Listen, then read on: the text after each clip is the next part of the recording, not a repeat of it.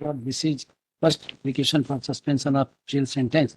Appellant has been convicted under Section 302 of the IPC and other some sections of the Arms Act.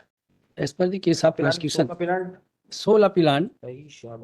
As per the case of prosecution, the appellant's daughter died.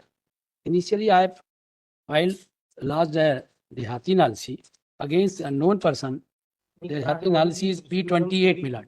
इसका role क्या है? What is the act of this? एक gun shot का बताते कि हमने अपनी लड़की को, अपनी डॉटर को हमने गन शॉट से मार दिया. दो, kindly have a look the exhibit P28, that is the Dehati NLC which has been lodged by the present appellant against some unknown person that the relevant time the appellant, his two daughters were sleeping in the hut of the situated field. Some unknown person started gun firing and by their gunshot the daughter has been injured and died. मगर investigation के दौरान police ने पूरी story change कर दी, हमको implicate कर दिया. No cogent evidence at all is there. ये P28 देखेंगे पिक्चर वुड बी क्लियर. मैं पढ़ दूं. हाँ, तो अब डॉटर हमारी इंजर्ड थी, हम उसको उठा के लाए तो ब्लड स्टेन तो हमारे क्लोथ्स पे आएगा. हमारा उससे डिनाइल नहीं, हमारी बड़ा नेचुरल कंडक्ट है कि डॉटर यदि सामने पड़ी है इंजर्ड, हम तो उसको उठाएंगे. तो वो हमारे कपड़ों पे यदि खून आ जाता तो इट इज नॉट द वहीं हो गई थी. वहीं हो गई थी स्पॉट पे जी. भी तो रिकवर हुई आपसे. तो हमारा सर इसको पढ़े ना कि इधर से उधर से गोलियां चल रही थी तो हमने भी गन फायर किया. लाइसेंस की गन थी. नहीं कट्टा था देसी कट्टा. आप अपने पास गन होना मान रहे थे. हाँ, अब ये तो सीजर है. हम बस बैलिस्टिक एक्सपर्ट रिपोर्ट देखनी है कि आखिरकार उसी गन से चला कि किसी और को. नहीं, वो गन चली है, बैलिस्टिक इतना ही कह रहा है. गन चली है, हमारा उससे डिनाइल नहीं है. फॉर दिस एक आप आर्गुमेंट, जो गोली इसको लगी डिसीज्ड को, वो आपके बंदूक से चली ऐसी रिपोर्ट आई है. जो कट्टा 315 का इधर था वो उधर था. तो कॉटेज तो सब एक साइज के होते हैं. ऐसा नहीं होता. वो एक्सक्लूसिव ऐसा तो नहीं होता कि जो गन हमारे पास है उसके कॉटेज जो हमारे पास है किसी और के पास हो ही नहीं सकते. जो काउंटर फायरिंग वहां से हो रही. फॉर दिस एक आप आर्गुमेंट मान भी लें. आपका जो शक है, आपका जो संदेह है दूसरी गन भी नहीं, वो तो उनको तो कुछ किया ही नहीं पुलिस ने, उनको तो छोड़ दिया. इन्वेस्टिगेशन में तो उनको बिल्कुल छोड़ दिया.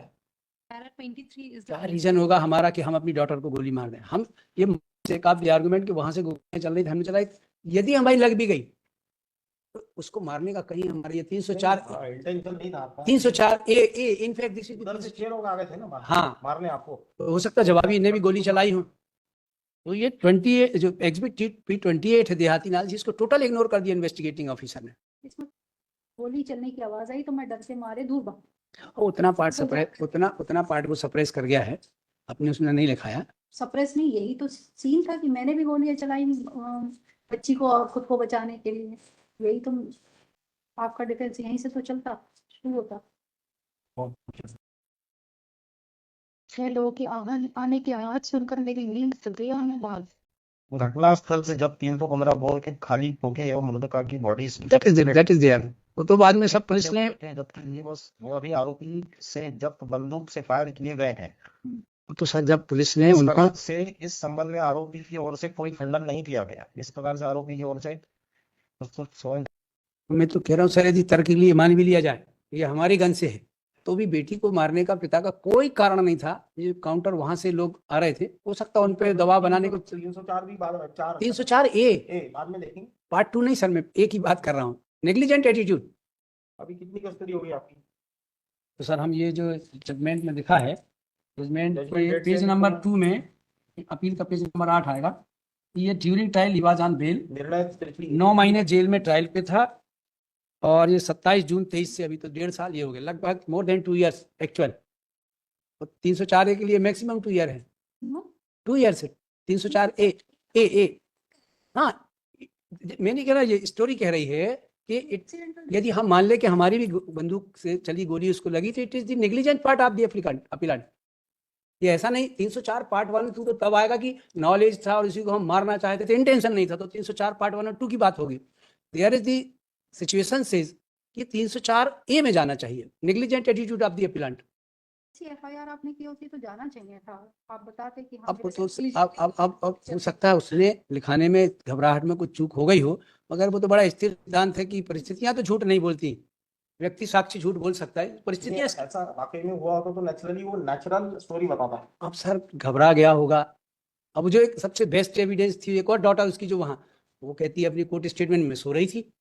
ये भी बड़ा नेचुरल लगता है कि गोलियां चल रही हैं, एक लड़की की डेथ हो जाती, दूसरी लड़की की नींद लगी है. She has been examined as PW or a PW3. Setup ही नहीं किया डिफेंस। वैसा डिफेंस आपने सेटअप नहीं किया ना पूरा, केस आपका वैसा है ही नहीं जैसा आप आर्ग्यू कर रहे हैं। मगर ये अपन अपील में है अभी। this is the actual situation. नहीं होगा। I gone through the entire record of the trial court. No, even if it is part 2, then also मगर minimum- मगर इसको थोड़ा सा सर ये देखें कि कितना है? क्या क्या रीजन है कि एक फादर अपनी बेटी की हत्या कर देगा। कोई रीजन नहीं, रात का समय है, कुछ कोर्ट ने बड़ा अच्छे से कहा है, मोटिव और रीजन तो नहीं, मन में दबे हुए हैं, उन वो हर बार अनर्थ नहीं होते। वो Disclose उसकी I gone that judgment of the honourable apex court कि वहां जब ओपन फाइट हो रही हो, मारपीट हो रही, तो वहां मोटिव और इंटेंशन तो वहां भी क्रिएट हो सकता है। कोई जरूरी नहीं केवल मोटिव के एब्सेंस में कन्विक्शन रिकॉर्ड किया जा सकता है। मगर मोटिव की सर्च हमें थोड़ी करनी है। मगर आप सर छोटा सा पॉइंट है केवल कि एक पिता उसमें अपनी point निर्दोष है कि सामने से कोई आ रहा है, सामने से कोई, और ये झोपड़ी है सपोज, यहाँ पे दोनों लड़कियां थोड़ी, और आप भी वहीं थे, हाँ हम भी वहीं थे। है ना, तो आप इधर पीछे जाके गोली क्यों मारे? वहाँ मैंने- झोपड़ी के वहाँ से मारते तो उधर आगे जाते। मैं बिल्कुल आपकी बात से सहमत हूँ आपने इधर से मारा, आपकी बेटियों को और लगा, बड़ी बेटियों क्लोज को- रेंज से ब्लैकनिंग आई है। हाँ वही तो। मैं ये आपकी बात मानता हूँ, पीछे वाली टीम बहुत दूर खड़ी थी तो ब्लैकनिंग नहीं आनी चाहिए और फिर एग्जिट वूंड इधर होता, और यहाँ झोपड़ी है, एंट्री वूंड सामने से लोग आ रहे थे, एंट्री इधर वूंड भी पीछे चलाएंगे, होता, इधर चलाएंगे। एग्जिट वूंड सामने होता। इधर एंट्री वूंड सामने, एग्जिट वूंड पीछे। मैं मानता हूँ इस बात को कि इसकी हाँ हाँ, सीधा। क्लोज रेंज है। ब्लैक मैं I gone through the entire judgment and evidence. चलिए अभी तो we are not inclined. My lord, my humble submission. आपका कहना बिल्कुल सही, वैसा सेटअप कर दे उसको, वैसा एफआईआर से शुरू होता वैसा। स्टेटमेंट नहीं कह रहा कि एक्सीडेंटली हो गया या ये कि मेरे को मारने के चक्कर में किसी ने तो उसको एज लेमैन ट्रीट करके, मगर वास्तव में देखा जाए तो पढ़ा लिखा से क्या अंतर हाँ, मगर वास्तविकता तो ये है कि क्या what was the reason behind the same कि एक पिता अपनी बेटी को इसलिए ये करते ना। अभी हमारे कोई एक्सरसाइज करने को मत पे। मेरा निवेदन है अब एक 2 साल की सजा पे। चलिए, शुरू करा दिया, चला। Good day.